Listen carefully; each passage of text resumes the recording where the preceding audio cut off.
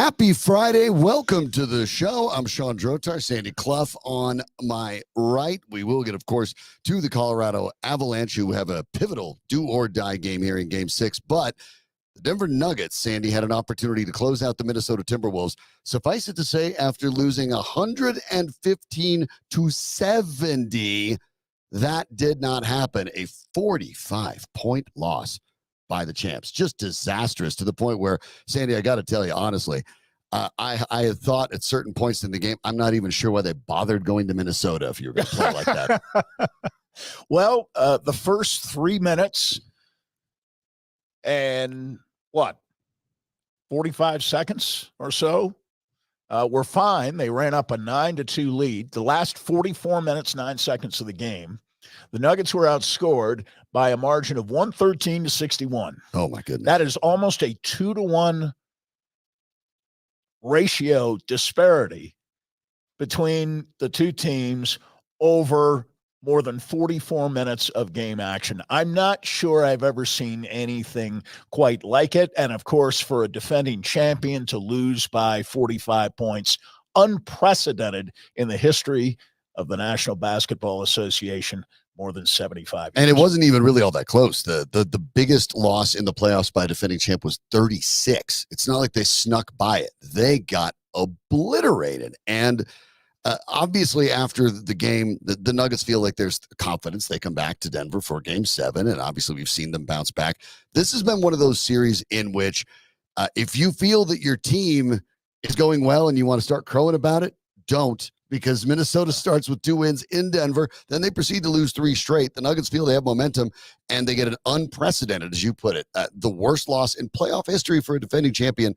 They were abysmal, top to bottom. And it's really, I get the idea that we've seen the Nuggets bounce back before. But that performance, the energy that Minnesota came with, Denver appeared to be on cruise control. They seem to have it, sort of the idea, and you talked about it before, that sometimes when teams know they have another game in their back pocket and they have a lead, that sometimes they just don't bring that energy. The Nuggets did not look to me, except for the first couple minutes of the game, as if they were willing to roll with any punches, and they got steamrolled. We have seen it in the Stanley Cup playoffs, and we saw it last night in the NBA playoffs, and this has been one of those kinds of heavyweight bouts that we used to watch. I can remember 1 or 2 involving Ron Lyle, where both boxers wailed on each other. There was no defense whatsoever. And this series is kind of from game to game gone like that. We've had 6 games in this series, and really only 2 have been single-digit games. That's it. I think. That's it. If I'm not mistaken. No, you're not mistaken. Game 1 was 106-99. Yeah. Timberwolves win, and Game 4, 115-107 for the Nuggets in Minnesota. And otherwise, they've been blowouts. Maybe Game 4 was a little closer than the final score might indicate. Game 5 might have been a little closer, more in doubt than the score might indicate. But yes, we've had these rollicking games, few of which have really been in doubt coming down to the final 2 or 3 minutes. You know, I was using my first 3 minutes, final 3 minutes of every quarter throughout the series stat the other day. In blowouts, it really doesn't matter. And the first 3 minutes for the Nuggets last night in the first quarter were glorious. They raced out to the 9-2 lead, looked loose, crowds apprehensive. Minnesota looked just as tight. Of course, one of the great things we do in our business is after we know what the result was, we go back and try to find some kind of inspiration. And apparently for Minnesota, it was a video montage of all their greatest hits over the first 2 games of this series that was shown to them some 30 minutes before tip-off. Well, it clearly worked, obviously. It worked for 44 minutes and 9 seconds. Well enough. That worked quite well. The Nuggets scored 23 points in the first and fourth quarter combined. 14 in the first, 9 in the fourth, when the game obviously was long decided. Nobody any good was playing. But those are just awful numbers. There's nothing good to say about that. And after the game, Nikola Jokic had a chance to talk about it. He wasn't mincing any words. Beat our ass. They were better than us in every segment of the game. And we need to accept it, take it, and just try to be better next time.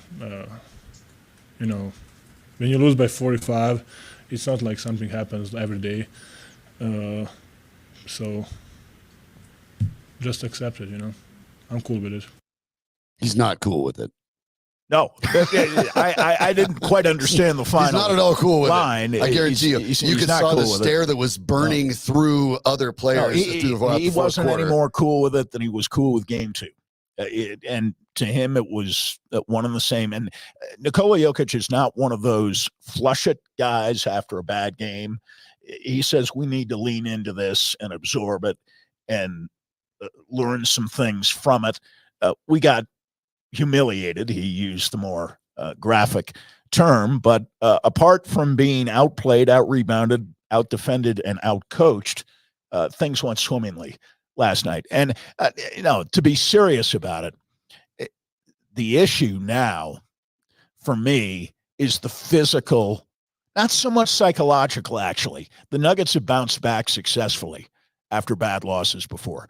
I think in this case, the physical questions, particularly as they pertain to Jamal Murray, are fairly serious, and we'll talk more about that as we move along. We will, obviously, but even when you're looking at the idea of this game being one-sided, I mean, no one was spared here, Nikola Jokic included. Jokic with 22 points, that part sounds good, but 9 for 19 shooting. We've talked about scoring efficiency before. Getting 22 points on 19 attempts is not great.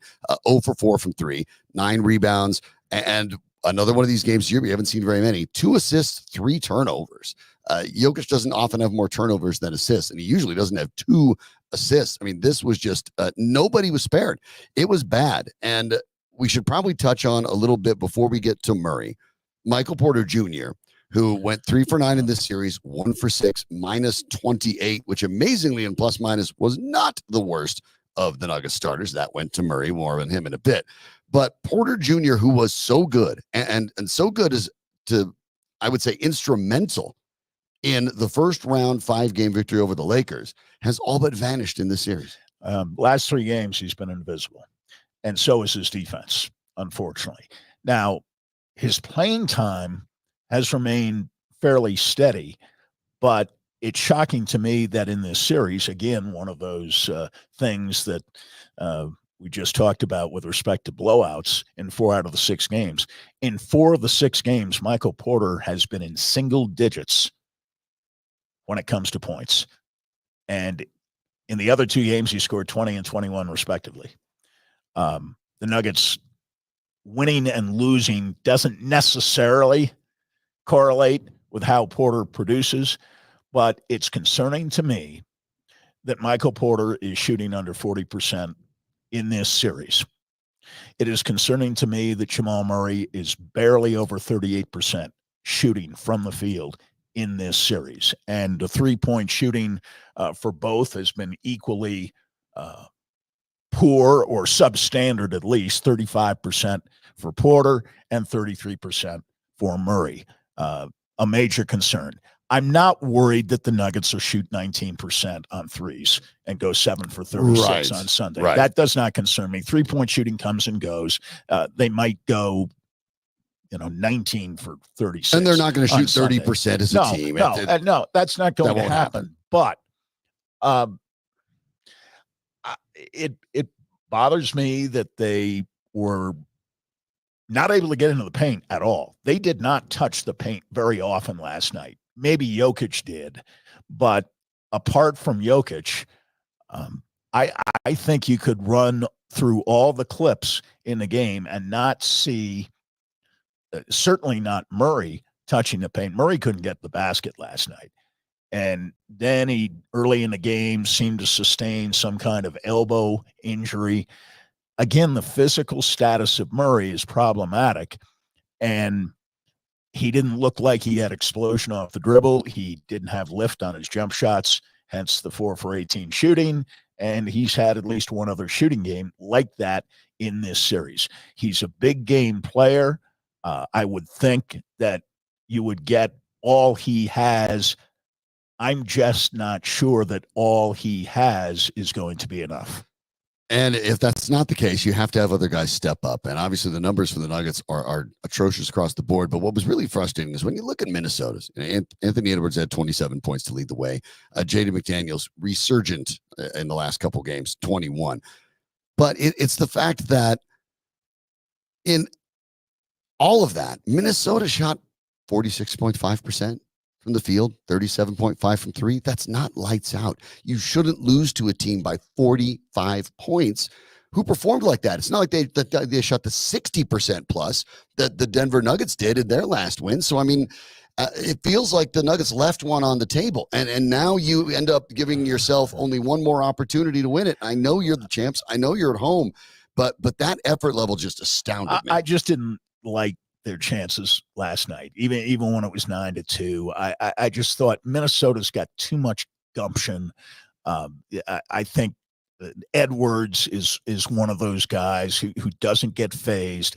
And I thought, again, we talk about from a physical point of view, from a psychological point of view, what helped Minnesota more, because several of them remarked on the difference between Game 5 and Game 6 for them was that in Game 5 they did not have Mike Conley, and in Game 6 they did. And I think from a psychological point of view, that helps them enormously. Mike Conley had a very good game last night.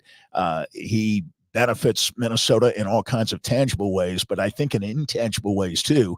And as I predicted yesterday, about 60% of the touches that Edwards had in Game 5, he had last night. It dropped from like 102 touches to something like 60, 61, 62 touches, which is where he should be. Having to handle the ball as much as he did in Game 5, bad for Minnesota. Well, you picked this to be a 7-game series. I thought the Nuggets would win it in 6. I could not have obviously been more wrong. Didn't expect the biggest loss for a defending champ ever. Game 7 will be Sunday at the time TBD. We'll talk maybe more about that and Jamal Murray next. But obviously, want to remind you that online sports betting, now 4 years now in Colorado, you've heard all the ads. You've seen all of the ads. You've probably been overwhelmed by the ads, to be totally honest, and you can probably recite some of them in your sleep. Obviously, we're going to try to add one more to the pile here, but this one is probably worth it because we make it easy. Did you know that Mile High Sports gathers all of the best sign-up bonuses from all of those outlets and offers and then puts them on one page on our website? The idea was, with sports betting being ubiquitous, we wanted to make it easy for folks interested in betting to find the best options. So we researched it all, brought them all together in a way that makes it simple to know what's available, whether it's bonus bets, second chance bets, deposit matches, all of those promos, everything in one place. So you're visiting milehighsports.com already. You can do that today, or you can even download the mobile app. But then you'll see click on Colorado Sports Betting, right? Pretty straightforward. Click on Colorado Sports Betting, and you'll be able to get all of those, whether it's the bets, the sign-up bonuses, any of the best offers that you can get from any of the books. We collect them all for you, put them in one space. It's that simple. Just think of it as your bonus from your friends at Mile High Sports. And, of course, you also need to protect your interests. We all know that. And you can't plan on catastrophe any more than you can plan on good fortune. But you need to be protected in case of a car accident or a major injury. And if you've been involved in one, you know what you need.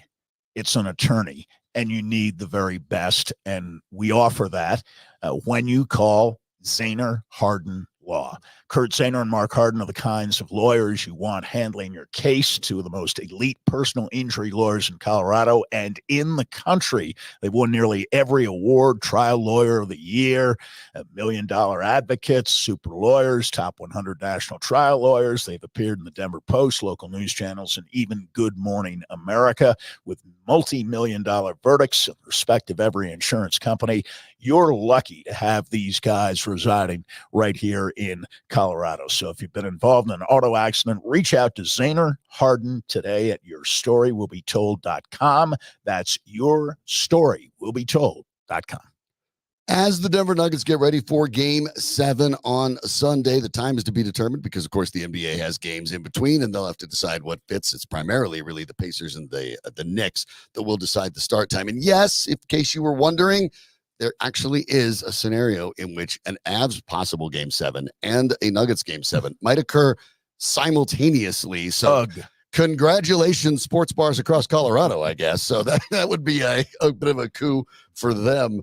But when we look at Jamal Murray's playoffs this year, and it's been not the same. He's earned that playoff Murray moniker, right?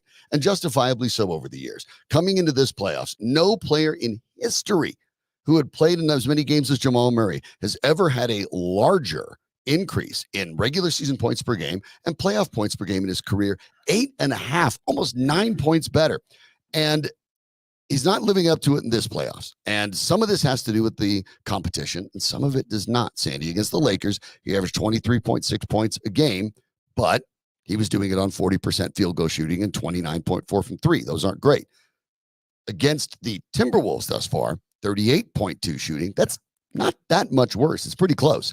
And 33% from three. So the shooting percentage has remained constant. Murray has taken fewer shots, 17 per game in this series compared to 24 per game last series. But the points per game, way down. 23.6 against the Lakers to 15.7 against the Timberwolves. He's only gotten over 20 one time in 6 games. We understand that in series like these, whether you're a star or a reserve, your numbers are going to be better in wins than they are in losses. But the gap with Murray is stunning. In the wins, 19.7 points per game, 50% shooting, very efficient. In the losses, 11.7 points per game. Ooh. That includes Game 6 last night, 26% shooting. He's shooting twice as well as a matter of percentage in the wins as he is in the losses. And which Murray are we going to get? The Nuggets have won in Minnesota twice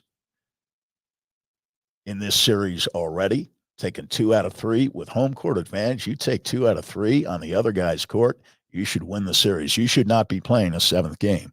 But when your second best player is averaging under 12 points a game in the 3 games you've lost and shooting 26% and went 4 for 18 last night, which doing the mathematics quickly in my mind is not even 26%. It is below 26%.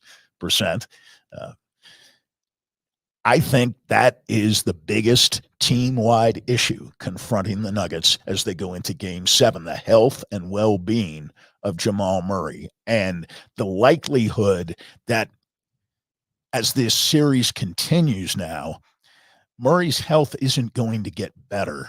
It's only going to deteriorate. And now, he may overcome that. He has tremendous will, and he rises to the occasion. Yep. We've seen him do it before. We've seen him do it this playoffs.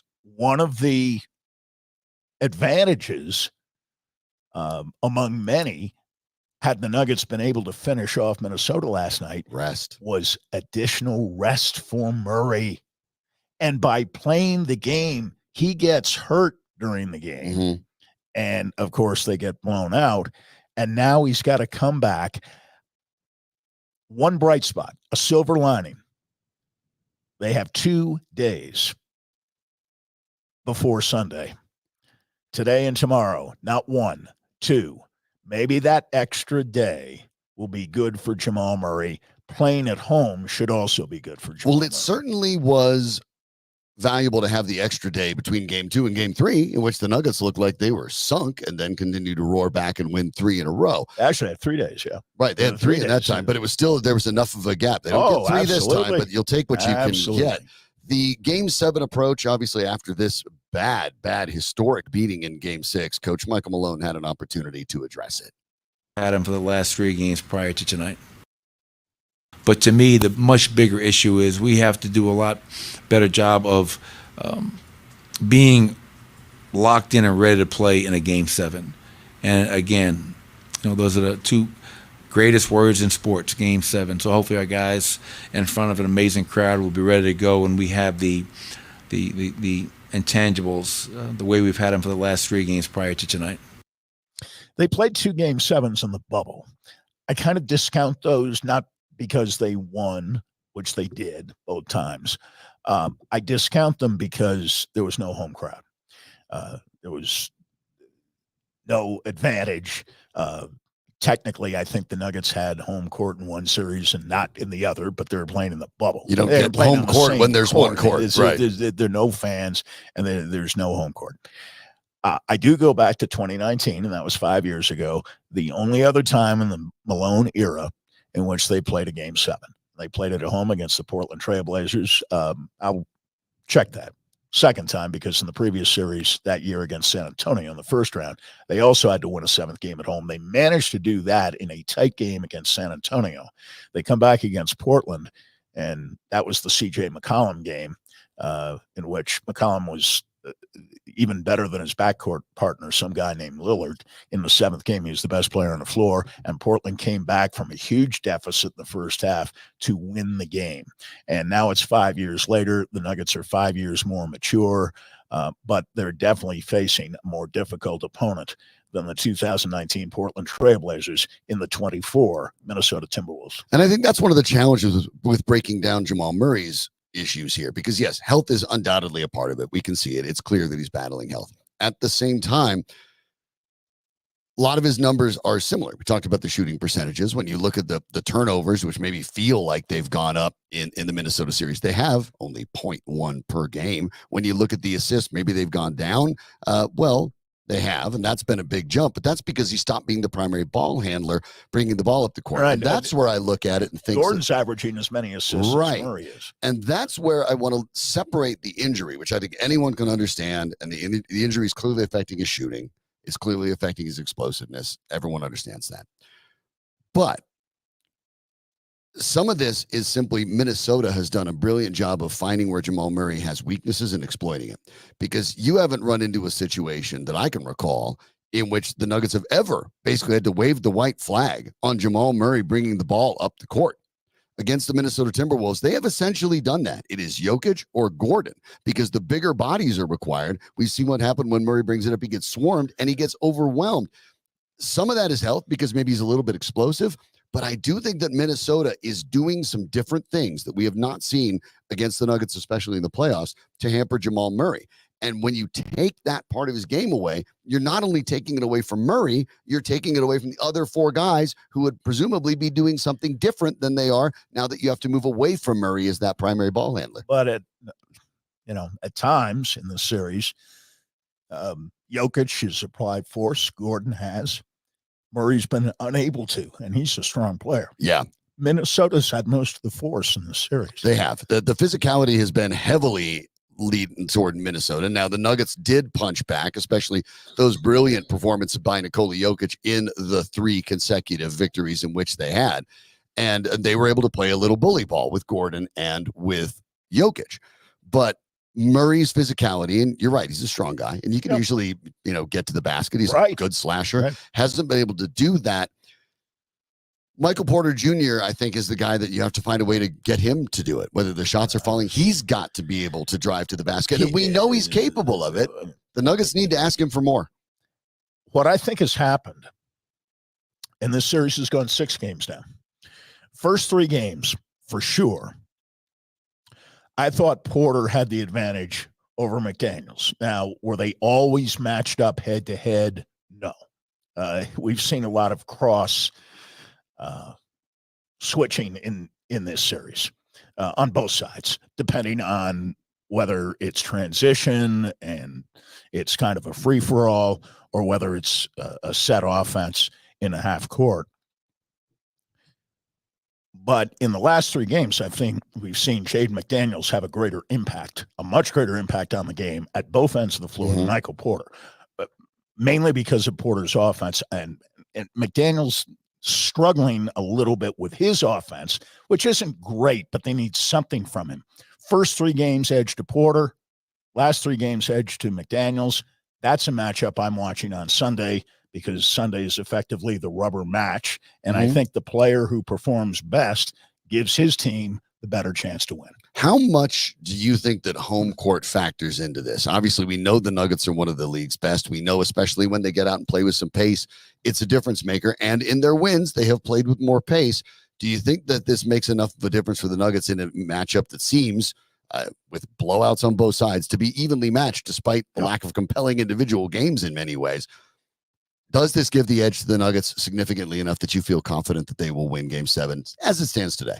I won't say it makes me feel confident. Yeah, I can't either. So I put you on the tilt spot. toward the Nuggets in Game 7, although at the start of this series, I did pick Minnesota in 7. But because it's been such a screwy series, I think Tim Legler said it earlier today on ESPN that it's impossible to explain this series. It is not impossible to explain to someone who's fairly knowledgeable and has followed basketball all year why Minnesota and Denver in a 7th game. I mean, Minnesota was in first place much of the year in the West, ended up finishing 3rd. Denver was 2nd most of the year behind either Minnesota or Oklahoma City. It turned out Oklahoma City won the West. Denver finished 2nd. So they've been tight all year. They split 4 games during the regular season. Nobody's surprised to see a Game 7. But how we got here is very surprising, defies explanation. I mean, it was 0-2 and one team was dead. And then it was 3-2 and the other team was dead. And now it's 3-3 and we don't know what to think. I think home court is most powerful in the 7th game. And that's really what you play all year to get the 7th game at home. So if it does go the distance, you have your crowd in the 7th game. You know you won a championship last year at Ball Arena.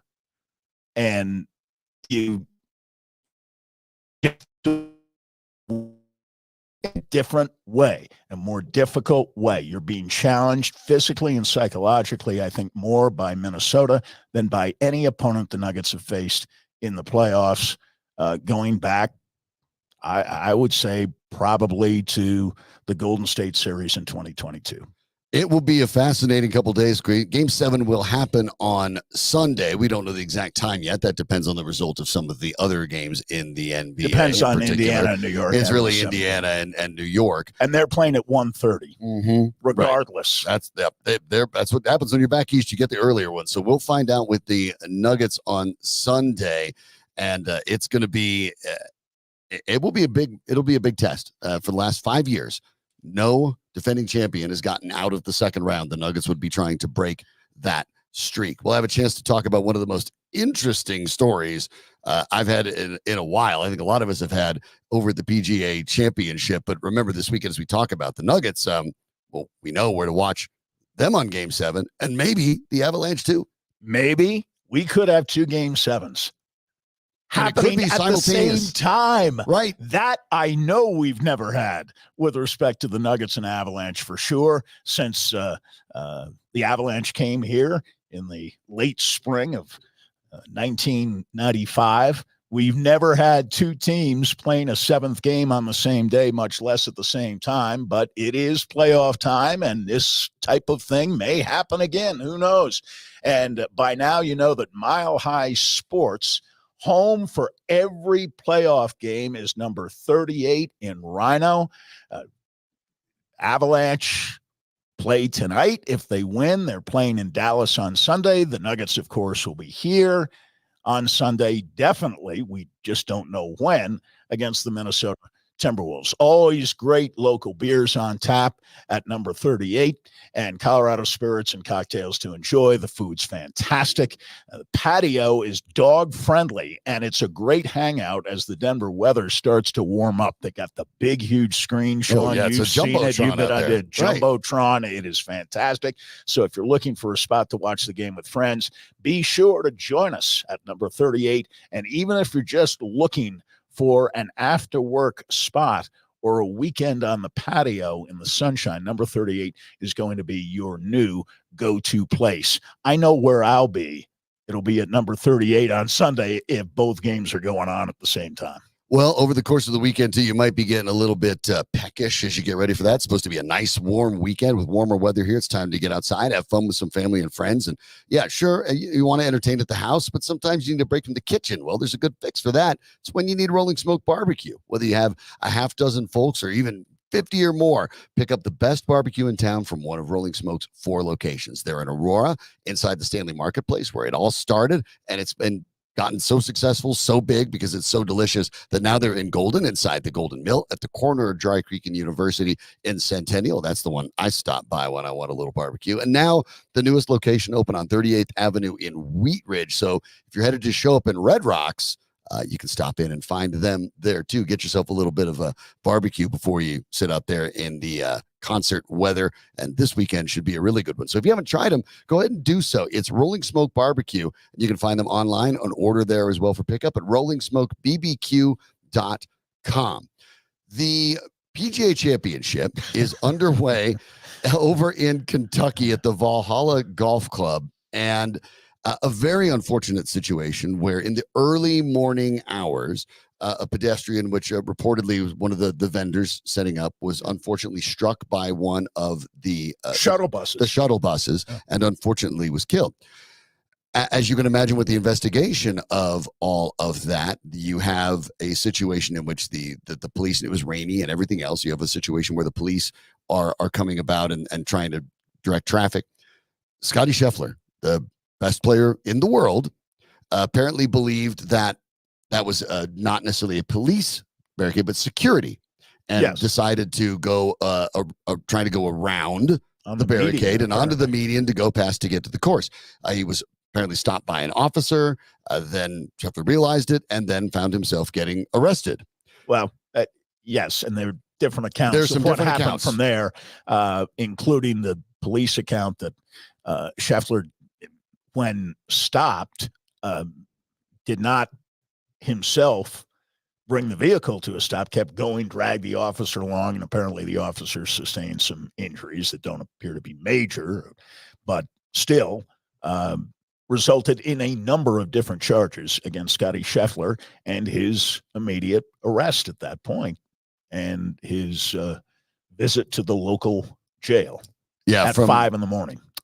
Mark Schlabach, the police officer, was then of ESPN, said that the officer suffered pain, swelling, and abrasions. And I kid you not, the police report also said his uniform pants were also damaged beyond repair.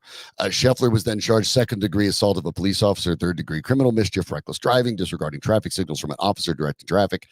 And the arraignment is scheduled for Tuesday. However, they let him out. He made his tee time on time. He did. And he played better than he did yesterday. He played better than he did the day before. So he goes out and shoots 4 under yesterday, 5 under today, shoots that 66 and finds himself in the mix. Joining us to talk about the PGA Championship is our friend Aniello Piro from Mile High Sports. And Aniello, have you ever, besides maybe, and it seems like maybe it's golf for these things, besides the Tiger Woods running into a fire hydrant forever ago, can you even remember anything quite like this?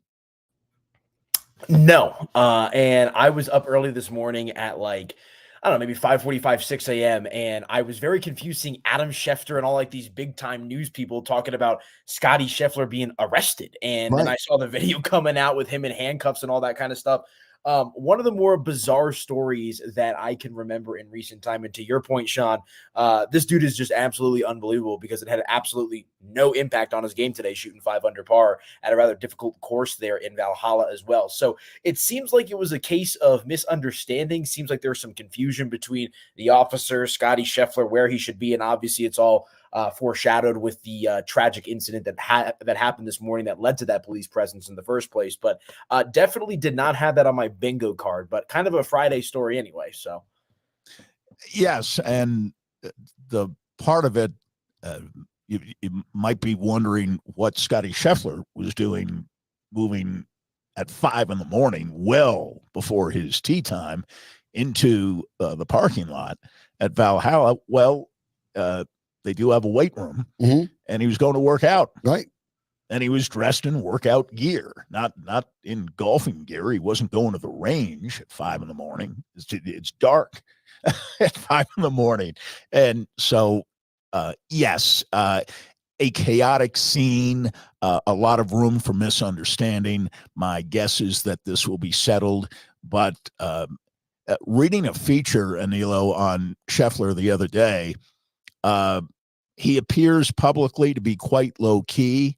A borderline bland. Boy, is he able to turn it on and focus only on golf when his round begins in a manner that few others can. And I'm not saying he's doing something that is akin to what Tiger did once, but since Tiger, I don't know that there has been anyone as dominant as Scheffler has been over the last 2.5 years or so. Save for the putting, he might have won 4 or 5 majors by now, and he seems to be well in contention to win this one too. Yeah, well, and I think like situation aside, right? Like I'm 26 years old. And so when I was growing up, like it was Tiger Mania, right? I mean, he was the best golfer in the world, and I still have that nostalgic type of feel with Tiger Woods, as do many people. But Scottie Scheffler is the first golfer since Tiger Woods that has commanded this type of attention. And I mean, he's just been absolutely stellar. I mean, look at him. I think he's 9 under par, I think, for this tournament right now, the PGA Championship, wins the Masters. I mean, and it's interesting because when you factor in the situation, like to your point, Sandy, Scottie Scheffler like does not give off the vibe as someone that wants to cause trouble or stir the pot. Like he's a very low key, genuine person, and which is why it just seems like maybe this was a situation of miscommunication or Scottie being in maybe a little bit of a rush to try to get to the weight room at 5:30 in the morning, and the officers just dealing with that situation. But you want to talk about especially because think about the last year and a half, 2 years with the sport of golf. A lot of controversy with Live Golf, the PGA Tour, and whatnot. And Scottie Scheffler is the one guy that has been able to, keep it 100 in the sense of we're here. I'm going to dominate. I'm going to do my game. Talking about golf for the right reasons as opposed to the wrong reasons, which has been a major talking point in the sport for the last year or so.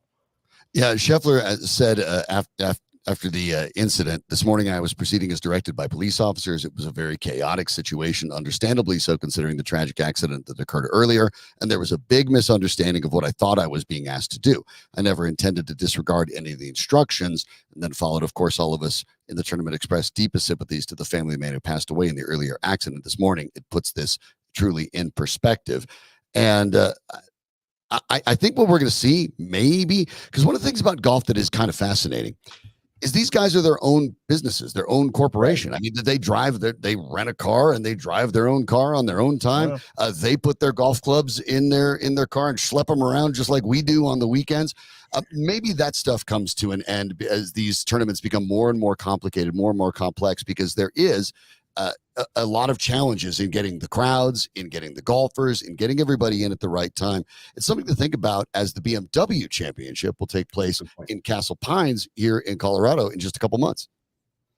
Yeah, and that's a good point when you're talking about that tournament that, hasn't been on the tour for quite some time. Obviously, the course is familiar with how that goes, but it has been a little while since we've had, the whole conglomerate that is the PGA Tour make its way back out here to Castle Pines and whatnot.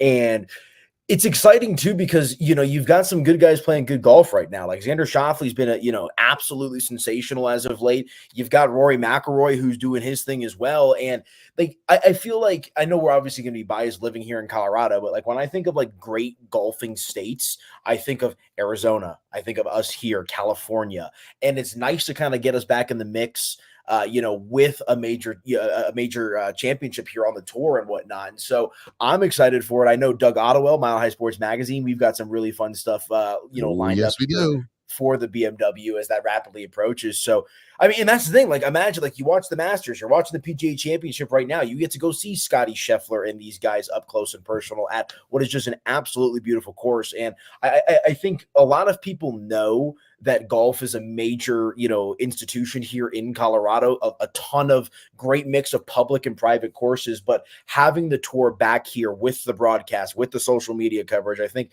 it's just going to continue to further amplify golf in Colorado as a whole. So I'm stoked for it, guys. Yeah. And I think it's very exciting as we saw Cherry Hills a few years back when they had one of the playoff events here. Not the championship event, obviously, but one of the playoff events.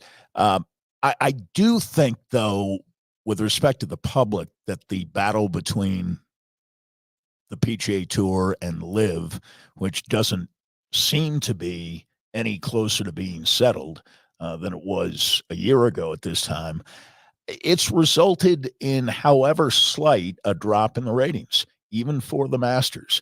And maybe, Scheffler's dominance, I suppose, could have something to do with that. But say what you will about LIV, they do have some big names. And those are playing in PGA Tour events. Yeah, no, it's a great point. And golf is just so different because I think it was Sean who made the point earlier. Like, it's so individually based, right? It's like you and your caddy, right? Like, it's not like this massive team sport. So if there was a conglomerate that had the opportunity to kind of like take the power into their own hands, it would be the sport of golf, because it's much like tennis, right? Where it's like you are your own business. It's you and the opponent, a couple coaches, couple trainers, a ref, and away we go, right? So at the end of the day, like the live golf, especially because golf is it's a leisure sport. What do they say? They say you should either learn how to play golf or tennis, because they're two sports that you could play for essentially your entire life and whatnot. And right. So I don't have my knees. Yeah, I think the live golf has certainly taken away a little bit from the competitive aspect, because you got to think about what live is. It's shorts, it's DJs in between holes. It's about the leisureness of golf as opposed to the competition. Golf.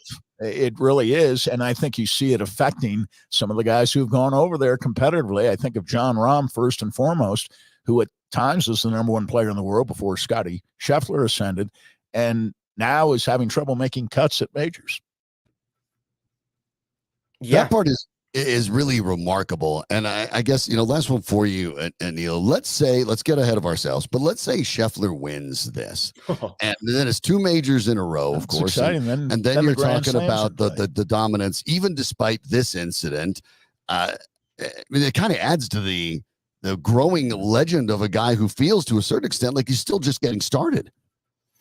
Yeah, no, and here's the thing, guys. To me, the dominance of Scotty Scheffler makes me want to tune in more. Not that it's enjoyable to see a wide open field, but it's like watching Michael Jordan or LeBron James or Kobe Bryant or Nikola Jokic. Like, there's something incredible about being able to watch a guy at his peak apex continuing to dominate this sport. And so, like, that's why I was like, that's the thing. I know, like, whatever happened this morning is like a total anomaly and a strange story, but when it's all said and done, to see Scotty Scheffler in handcuffs early in the morning and then going out there and dominating on the PGA Tour, that's an incredible story on top of what he's already been able to accomplish. He just welcomed his first child into the world. So stars are good for golf, and I feel like the sport has been lacking that star power really since Tiger Woods, has been up and down over these last, decade plus, right around there. So Scotty Scheffler, I think he's the face of golf right now, and I think that's fantastic for the sport. He is Aniello Piro. Make sure, by the way, when you're going to one of those 38 watch parties we talked about out of Rhino, Aniello is the man running the whole show out there. You catch him out there. He's the one giving away goodies. So that's the guy you want to follow. So make sure you follow Aniello and then check those out this weekend. Of course, Aniello will be out there on Sunday for Game 7 with the Nuggets and the Timberwolves whenever it ends up happening. Thanks, AP. Thanks, guys. Appreciate you. Good looks. Loving the new studio. And I know the game was awful last night, but great turnout at number 38. Hopefully, we've got plenty more with the Avalanche. Hopefully, we got 2 Game 7s going on Sunday as well. But keep up the good work. Appreciate you guys as always. Thanks, AP. Thanks, and certainly, hopefully not at the same time, but, stuff like that happens. We're going to talk a little bit about the University of Colorado. There's comings and goings, and a lot of things are still interesting there in the second-year coach prime. But first and foremost, look, it's getting to be spring. You may be thinking about selling your house. And in the Colorado home market, things have been absolutely crazy for years. But if you've been listening to this show for a while, you probably know how to navigate it. But hey, maybe you need a reminder or you haven't learned before. Well, it's easy. Talk to my friends Dave and Mark at Key Real Estate Group's Colorado Luxury Home Team. And when I say Colorado's luxury home team, it doesn't mean you're talking about luxury homes. It can, good for you. But what we're talking about is really that high-end luxury service, whether you're buying or selling. And what you need in Colorado's market is people who know how to ride the highs and the lows. And that means you need experience and you need stability. Well, that's Key Real Estate Group, privately held company with over 25 years in the exact same office. So yeah, they know real estate. They pick the right spot and they've stayed there. Inventory is still low around the Denver metro area, so homes that are priced right still sell fast. You can let Dave and Mark give you a free valuation. And now that it's starting to warm up, Look, things are going to be moving pretty quickly, so don't wait. Let David and Mark represent you to make sure you're getting every single thing you deserve. It's easy to get a hold of them. Call David and Mark at the Key Real Estate Group at 720-900-LIST. That's 720-900-LIST, or visit them today at keyrealestategroup.com. And of course, we know that some of you are subscribed to the Sandy and Shawn podcast. Thank you, by the way. Very appreciative of that. Thanks for listening to our show on demand whenever it fits your schedule. That's the idea, of course. But we are not alone here at Mile High Sports. Plenty of podcasts to listen to. Ryan Blackburn keeps you up to date on what's happening with the Nuggets with the Pickaxe and Roll podcast. Arif Dean is always on the scene on the ice with the Colorado Avalanche. So check out his podcast, Hockey Mountain High. And we move from there to Mile High baseball fans knowing that they can get the latest on the Rockies with Drew Kreisman and the 20th and Blake podcast.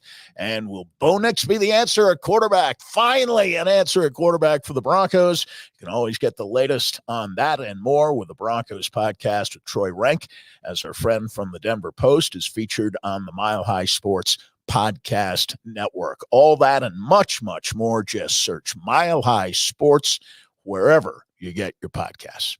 We turn our attention up to Boulder, where the Buffaloes now in the Big 12. Well, it's not quite now.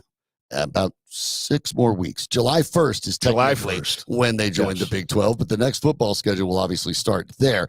And let's turn our attention there a little bit, because obviously a lot of high-profile transfers came in last year. Now some of those high-profile transfers are transferring back out, as, for lack of a better term, the NCAA doesn't want to hear it in this sort of style, but free agency has hit college football. It's hit college sports. And for better or for worse, this is where it is. Cormani McClain, who was one of the top prospects out of high school, recruited to Jackson State by Deion Sanders, 5-star guy, came with Sanders to Colorado from Jackson State. That ended up being a little bit bumpy, because at one point he got called out by Coach Prime for kind of at least the intimation was not studying hard enough. During the first month of the season, when for a while at 3-0, so he was undefeated. Right. And he was not playing. He was not playing at all. And the least hint from Sanders was that he hadn't been doing the classwork. He hadn't been doing the work to get the playbook, things of that nature. And of course, there were also reports that maybe it was just difficulty adjusting to the college lifestyle, coming out of Lakeland, Florida, and then ending up in Boulder, Colorado as a freshman. It's a big jump. McClain did end up playing by the end of the season, and I started several games. I thought he played rather well for a freshman, but he was the biggest name alongside running back Dylan Edwards to bail out. He's transferred to Florida, and in 2023, he was number 14 recruit in the country. He pointed out that, and this is one of his statements here. He made a YouTube video before, as he entered the portal, before he went to Florida, Sandy, said he, quote, "Plan to bring an old version of me out and change the narrative of everyone's thinking about my name, be part of a real and great program that's going to impact me at my best abilities." Said, quote, "Doesn't just want to play for clicks. I want to be involved in a great leading program." Shades of Oregon coach Dan Lanning there a bit, but kind of scathing on the way out for a guy leaving edgy, after 1 year. Little edgy, and rightly so, I think, in my opinion. If Deion Sanders and or his son or sons can go on social media and go after people, it's fair game. They have to expect to receive it back in return, particularly the head coach, who I thought was way out of line.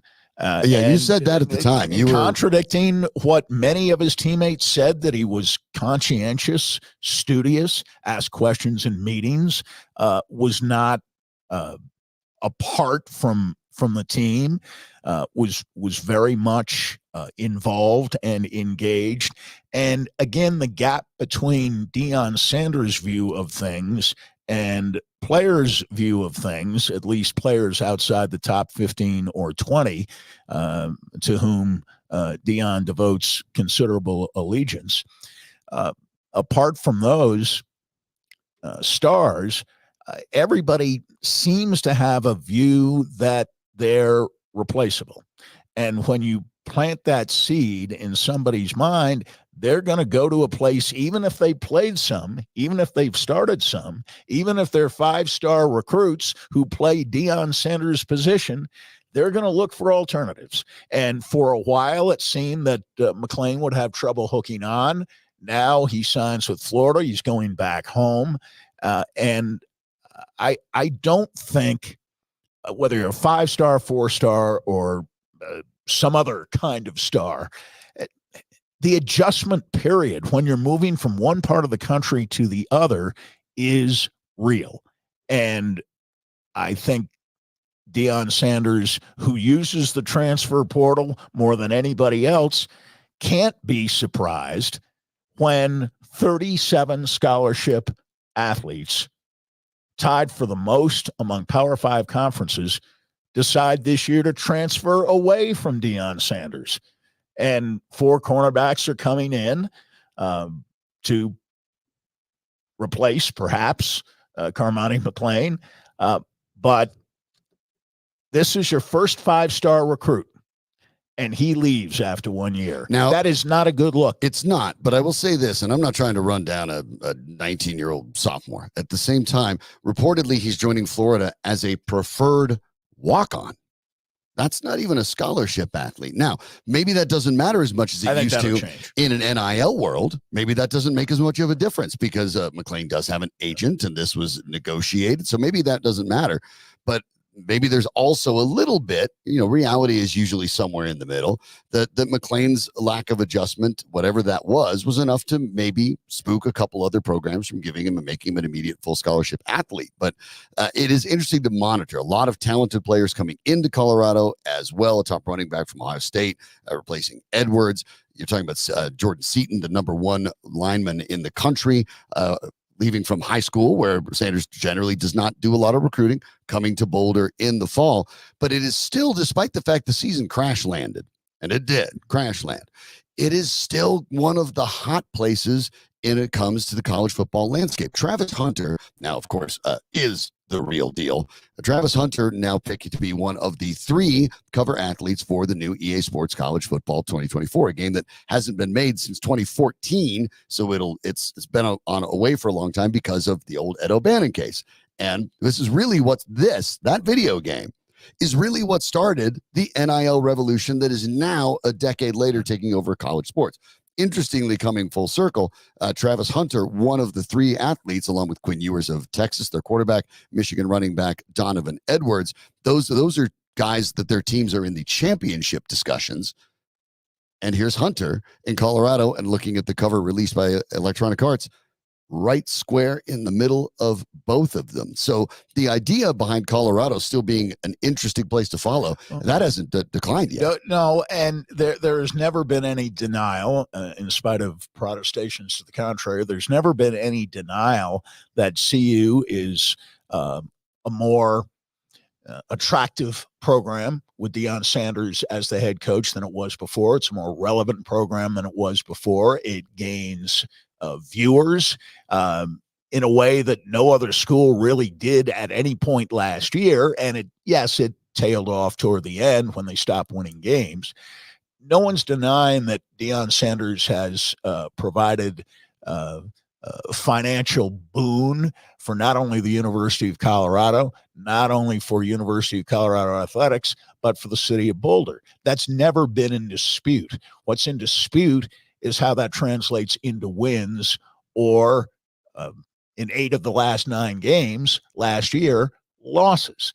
And that Deion Sanders brand seems more important than Deion Sanders brand of coaching, and how much coaching he really does, how much interest he has in coaching once he's brought the attention to the program. Colorado will continue to be a widely watched program in 2024, moving as they are from the Pac-12 to the Big 12. And I remain convinced that the number one reason, not the only reason, but the number one reason Deion Sanders was hired to become coach of the University of Colorado is so that Colorado would be able to join the Big 12.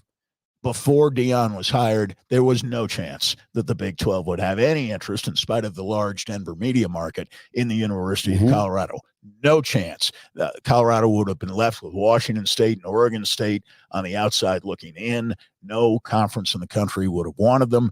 Instead, with Deion Sanders hiring and with the quick start that CU had last year, all of a sudden the Big 12 was more than interested, fascinated, in fact, intrigued with the idea of adding the University of Colorado. It is 99 days until the next college football season starts. Whether you think that a Travis Hunter cover athlete might be getting a fat head about it, not so much.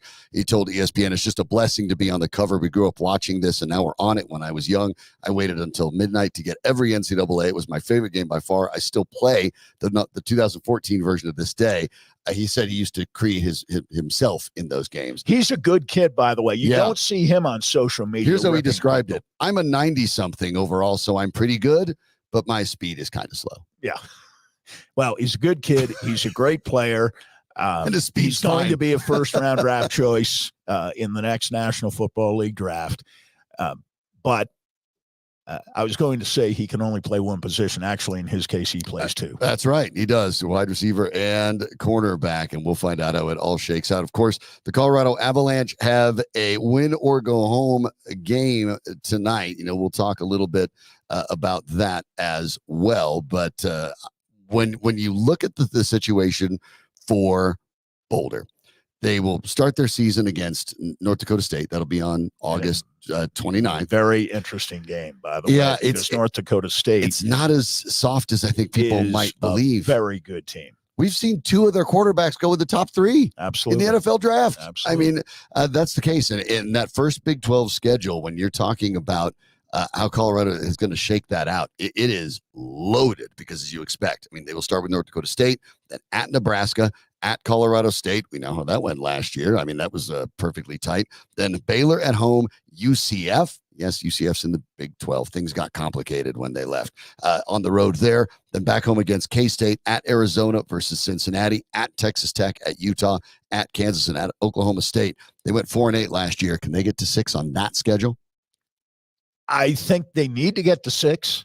I don't think 5 wins, while representing improvement, will be enough. It's a little like the Broncos. It's not if they go 8 or 9 wins and don't get into the playoffs, I guess 9 is better than 8. But boy, if they backslide, they're going to get criticized, and people don't want to hear, "Hey, Bo Nix needs a year." Deion Sanders is in year 2. If he wins 5 games, that will be an improvement over last year. Going from 1 win to 5 wins in 2 years, if you were saying Mike McIntyre, looks pretty good.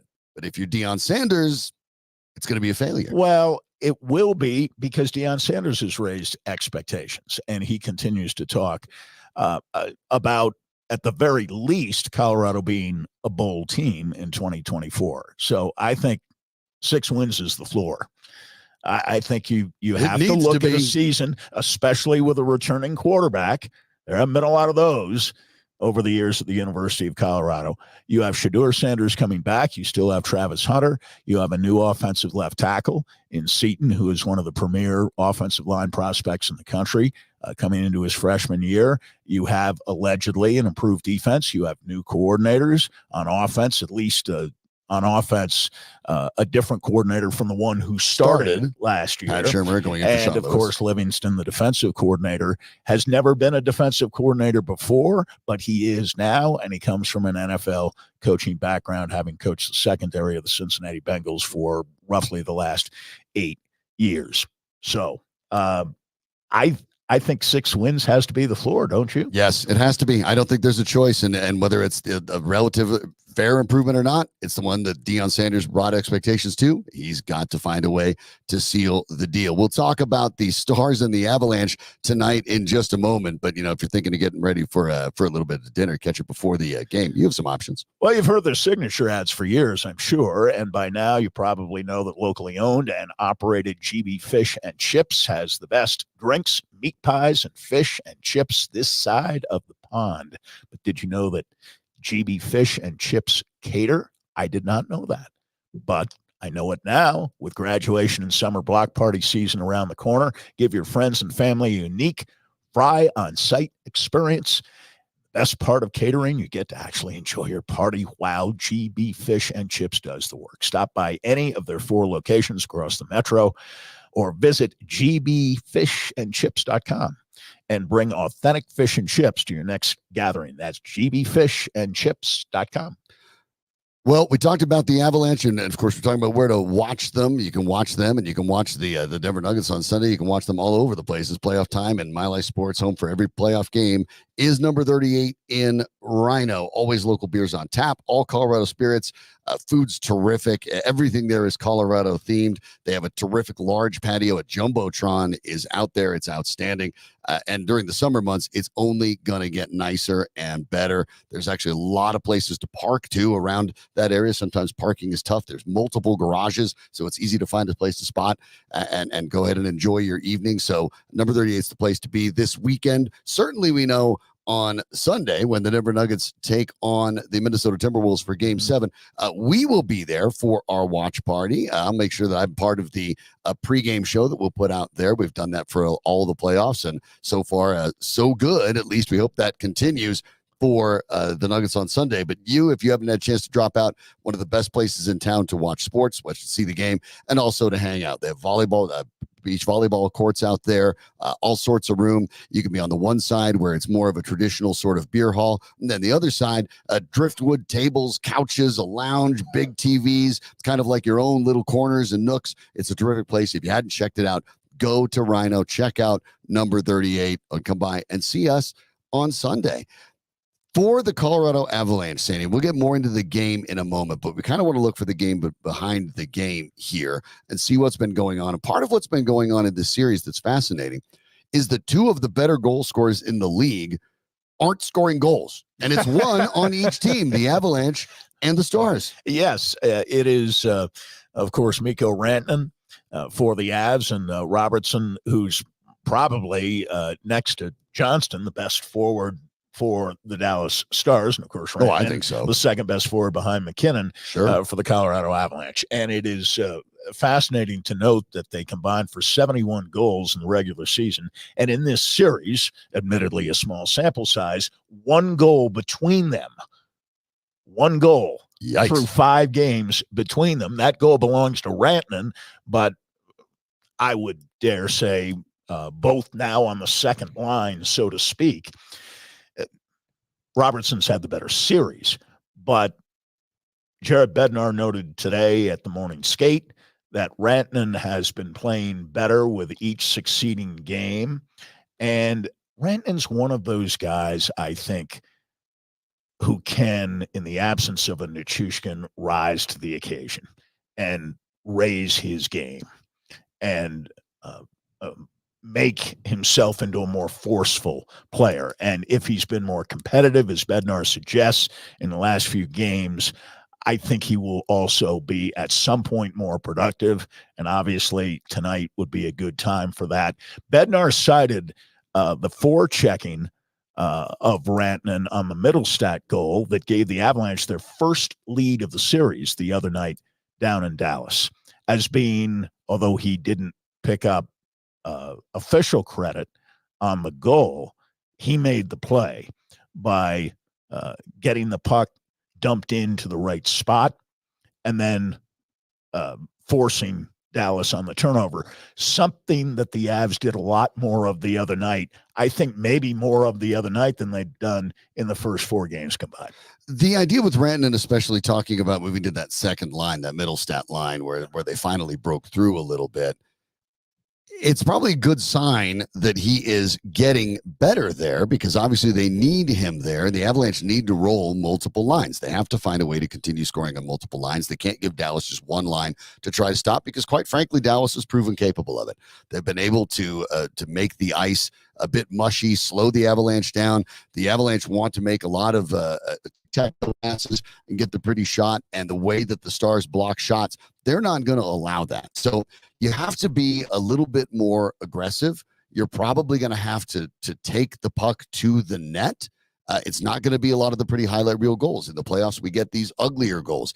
You take the puck to the net, and you hope that someone else gets a rebound from 6 inches away. Out of the Avs' best scorers, Rantanen, and I mean this with all apologies to Nathan McKinnon, who's brilliant. Rantanen, given his size, speed, and skill, might be the Avalanche's very best option to, at least when it's not a breakaway, drive to the net and force the action. He's probably the best player the Avs have at that. Driving play is an area when he's playing with McKinnon that isn't a particular concern because McKinnon does that on such a consistent basis. But on that second line, yes, he needs to be more offensive minded. Listen, whether you score a goal or have an assist, you're involved in a scoring play. Right. And it really doesn't matter. And I say Robertson doesn't have a goal in the series.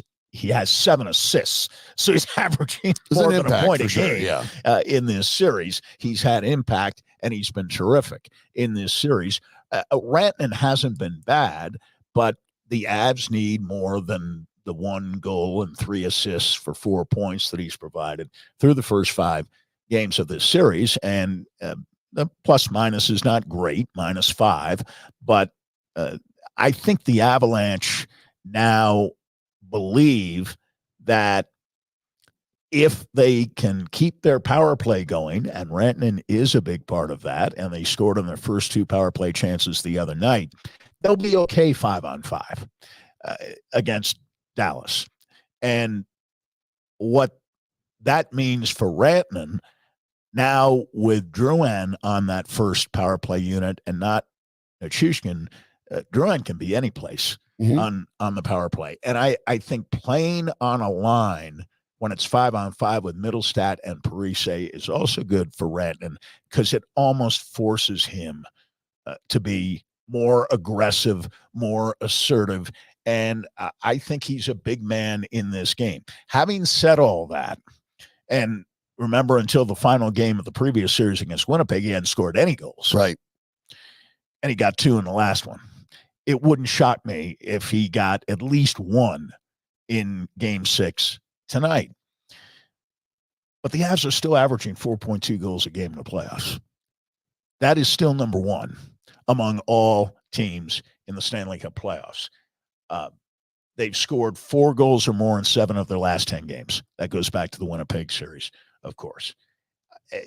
They've only led for 18 minutes, 48 seconds of this series, and that was all in the third period the other night. We have played more than 311 minutes in the series. Thankfully, we haven't. We collapsed after about 31 seconds. I can't ice skate. Forget about 300 minutes. 53% of the expected goal share in the series at this point belongs to the Avalanche. So, yes, it's 3-2.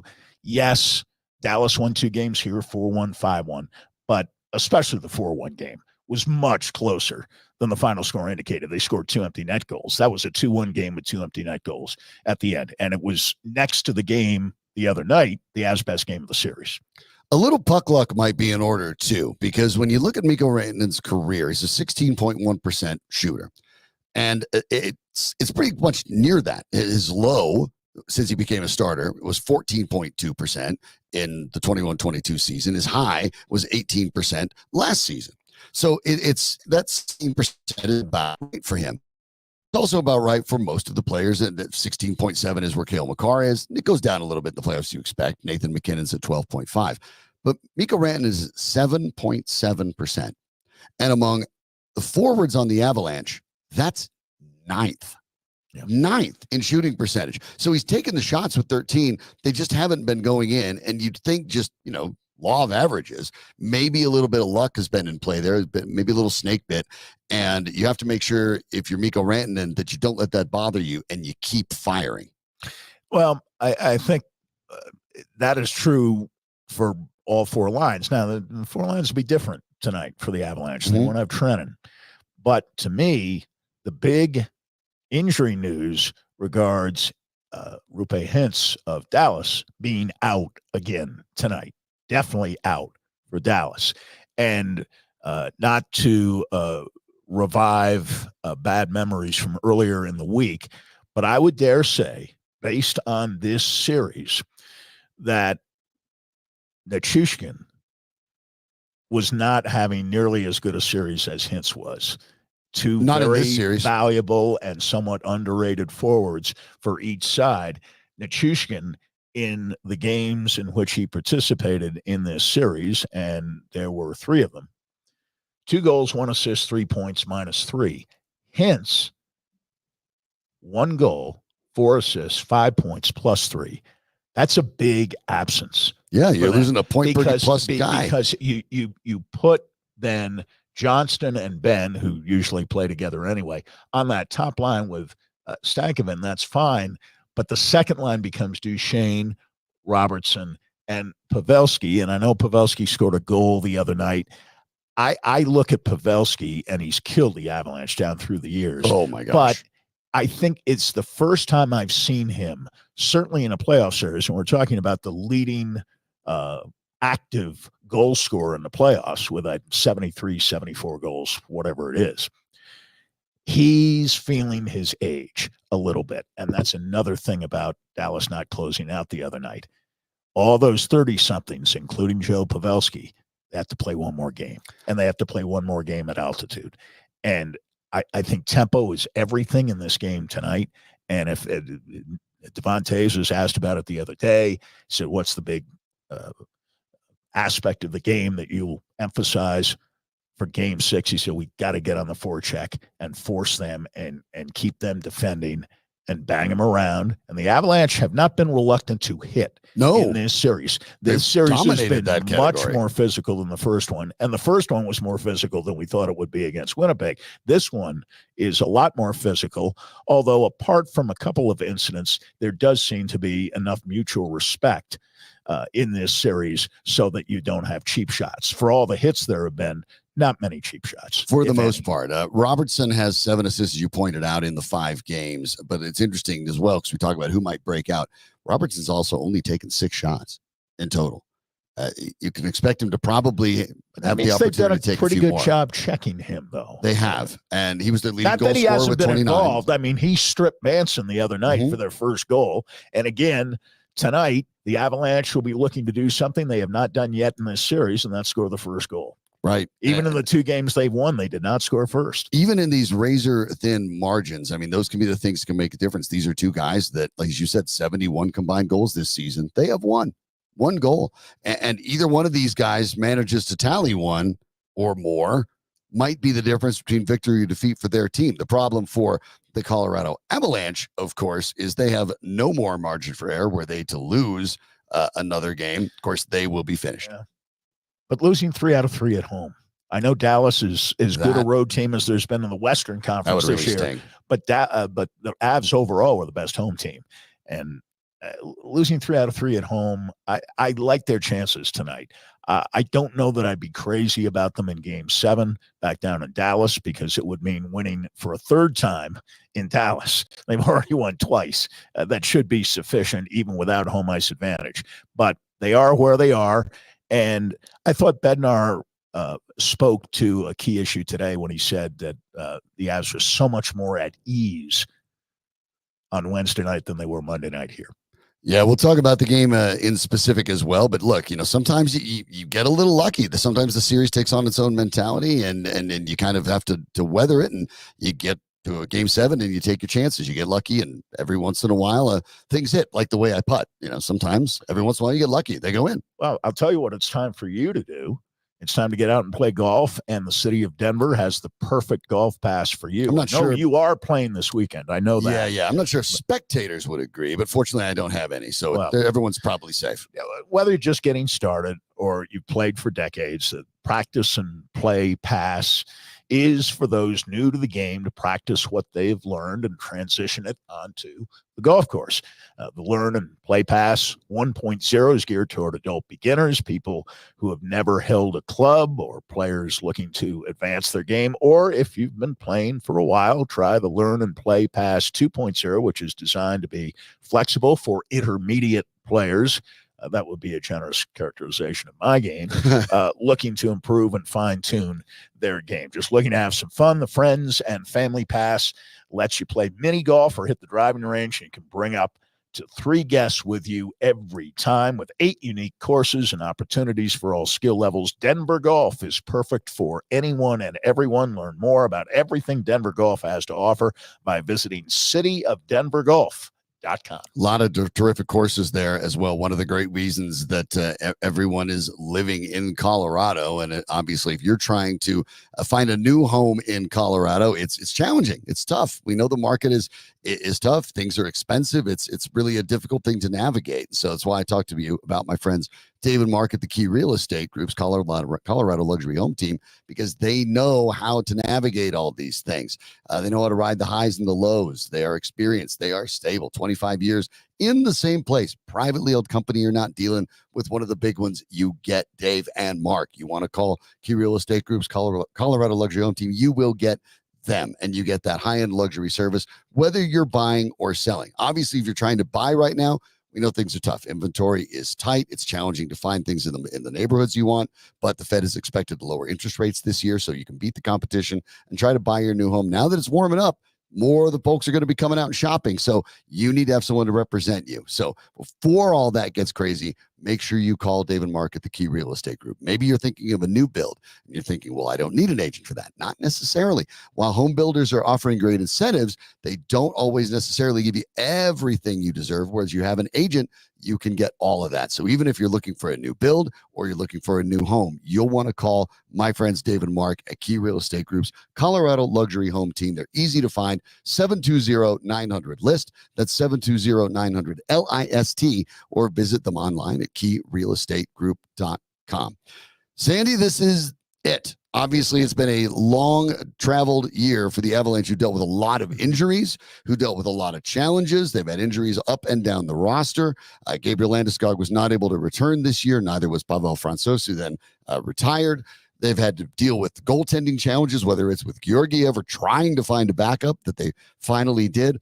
Sam Girard went into the players' assistance group, came out the other side, and so far so good. Valeri Nichushkin and he's did, had a very good series and couldn't find a way to get out of it. All of these trials and tribulations for the Avalanche come down to tonight, and they have to find a way to win. I'm going to start it with one of the ideas, though.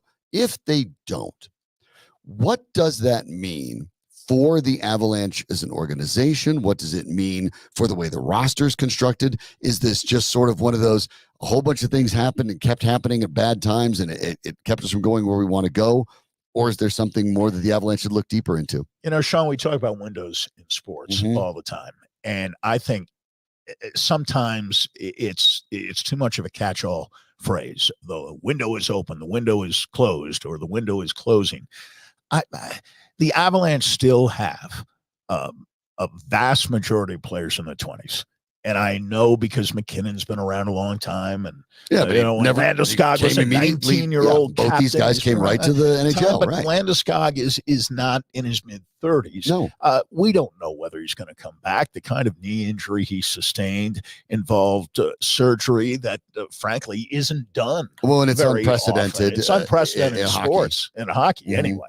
In hockey, it's really just Gabe Landeskog and Lonzo Ball in the NBA. Right. He hasn't been able to come back in either. And it's analogous. And we know Landeskog's skating on the ice, but there's no sign that he's anywhere near ready to play. If he's not ready to practice full bore, you'd think he'd need some kind of runway before he came back. But we're talking about what, if they lost tonight, would be the immediate reaction.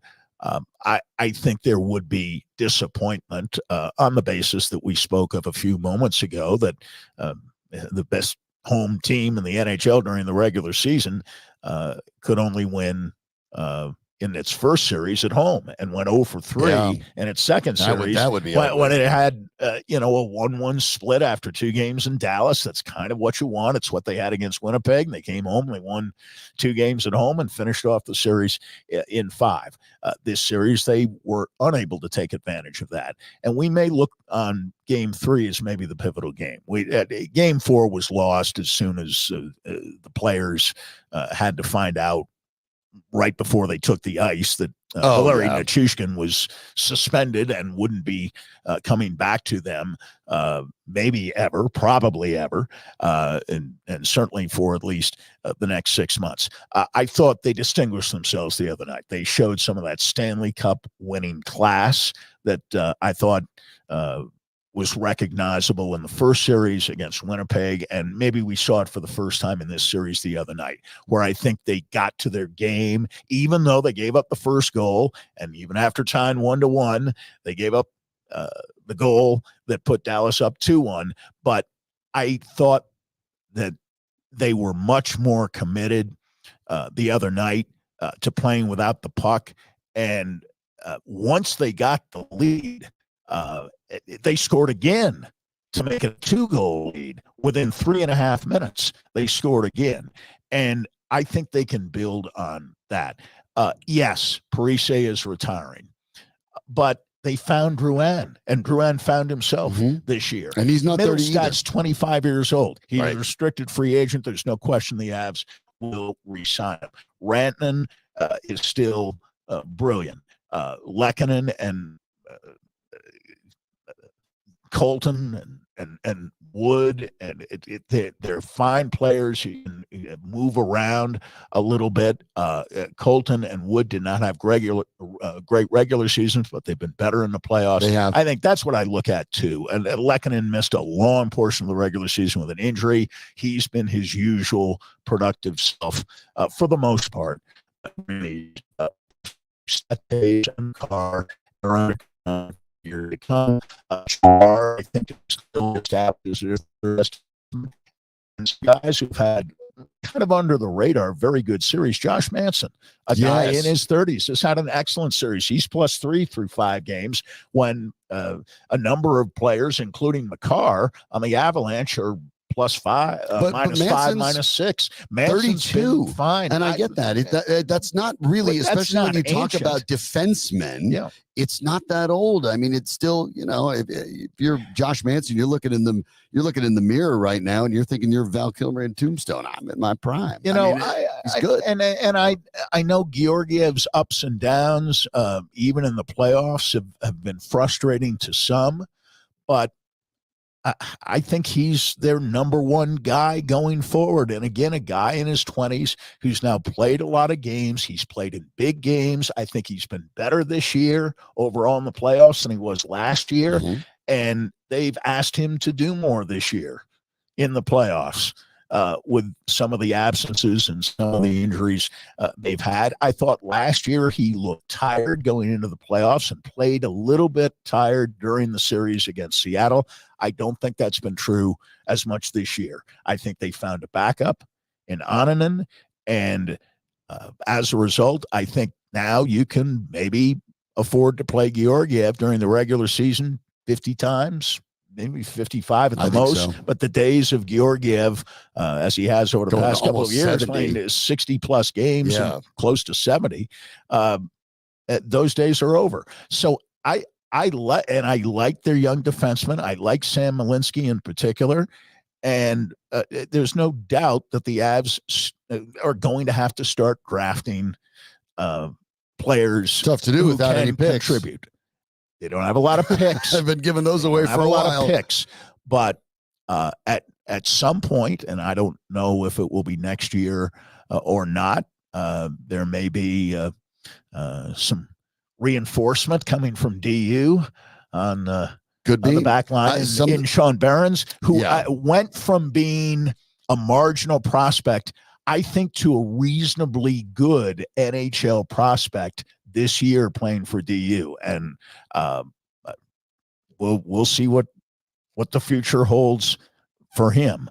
But I still like him up front, and I think their cap situation now with Nichushkin gone, that's a salary now you can apply to a possible replacement in free agency. So that's not as bleak as you might think, obviously. The plan, of course, is to win tonight and force a Game 7. Coach Jared Bednar had an opportunity to talk about the team prior to tonight's game.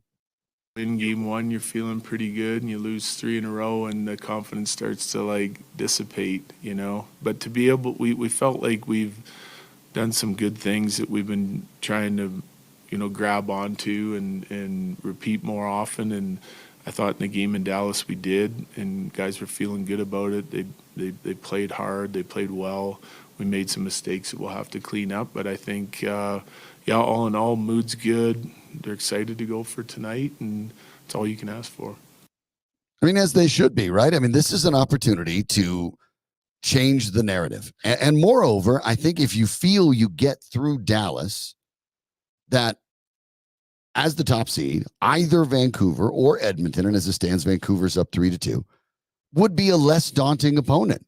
So if you can find a way to get this to a game 7, yeah, you have to travel to Dallas. Yeah, you got to roll the dice. Yeah, I get that. But game 7s are often a coin flip. And quite frankly, given where the Avalanche were a couple games ago, to be able to get into a game 7 and say we got a 50-50 chance, I think you wouldn't hate that. I also want to talk about the coach just a little bit, because I think that has allowed his presence and his calmness has allowed the Avalanche to regain some equilibrium, not just in this series, but throughout the ups and downs of the last 2 years. Last 2 years have been difficult. You took one of their 2 or 3 most valuable players in the Stanley Cup playoffs, and he sacrificed 2 years of his career to play. And maybe more than that. Well, and maybe sacrifice the rest of his career to have a shot at winning the cup. And for Gabriel Landeskog, I thought that was one of the great acts of commitment to team, selfless leadership that I've ever seen in the history of major professional sports here in Denver, to be sure. And through all of it, Bednar hasn't changed. He never panics. No, he keeps a very even keel. He keeps that same mindset, and that's obviously advantageous when things are difficult. When you have yourself in a bad situation, you want to keep that even keel, because hope is in the next game, and what's been in the past is the past. So for the Avalanche, when they look at tonight, a big opportunity. They're at home. We know that their history there is very good. We know that their recent history there is very good. Very quickly, one of the things to keep in mind, we talked about Georgiev, but Jake Ottinger, however, is probably worth noting given the home road splits. Yeah, and we've not touched on that yet today, but in the Stanley Cup playoffs this year, and it was true during the regular season too, he's better on the road. And a lot better. And in the regular season, at home, he was 2.78 goals against, 898 save percentage. On the road, 267 and 912. Not that big a gap. Get a load of the playoff record, though. At home, goals against 2.96, save percentage 879. On the road, 1.34. He's giving up less than half as many goals. 96% on the save road rate on the road. And 96.4 save percentage. They're going to have to find a way to crack him. There's no two ways about it, or the Avalanche season will come to an end sooner than they would prefer. Face-off tonight at 8 p.m. over at TNT. We'll hope the Avs get it done when we have an opportunity to get back with you on Monday. I suspect we'll have a lot to talk about because both of these series, one way or another, will be coming to an end. We talked a little about golf. The PGA champion will be crowned as well. It's going to be a fascinating and beautiful week of weather in Colorado, too. So get out there and enjoy it, but be safe and take care of yourself because we want you back here. Thanks to Danny Bailey, making everything work, the maestro behind all of this program. Cannot do it without Danny, and we can't do it without you. So thank you so much for joining us today. We're looking forward to get back at it on Monday. But in the meantime, have a safe and wonderful weekend in this fabulous state of Colorado and enjoy the sports. For Sandy Clough, I'm Shawn Drotar. This is Mile High Sports.